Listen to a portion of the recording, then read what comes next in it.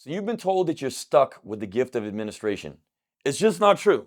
First of all, there's no spiritual gift of administration that's listed in 1 Corinthians 12, which is the only place where the gifts of the Spirit are actually called the gifts of the Spirit. Maybe you were told you are gifted in helps or something like that, and that's not what you want to do. You really want to see God heal people and move in prophecy and see the signs, wonders, and miracles. Well, guess what? That's available to you.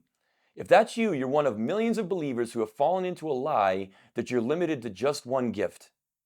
I prayed for as many as 10,000 people before I saw someone healed. I thought it just wasn't for me. It wasn't my gift. And that just wasn't true. Since 2022, I've seen hundreds of people healed by God as I have prayed for them, and something changed. So, what is it that changed? The reality is, I got hungry for God and I got hungry for His gifts. And I realized that every one of the gifts listed in 1 Corinthians 12 are for every single believer, and that includes me, that includes you.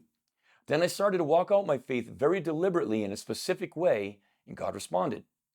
Paul wrote in 1 Corinthians 12, verses 7 and 11, "Now to each one a manifestation of the Spirit is given for the common good.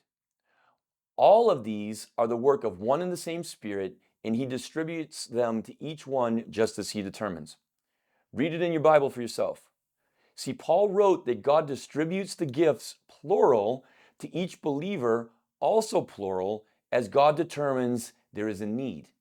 If there's a need for healing so that salvation or sanctification is going to come to that person, God will use you to bring that.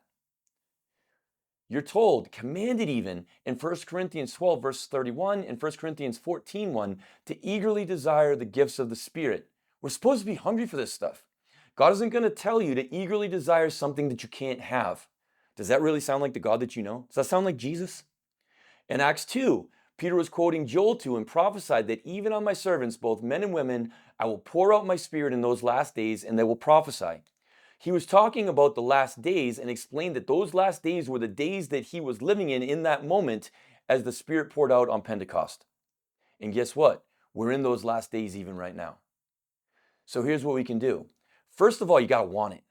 Make a commitment to eagerly desire the gifts of the Spirit right now. Second, you have to learn how to hear God's voice with more clarity so that you can do what He's actually doing, not just what we want to do. I'll talk about that again in another video in more detail.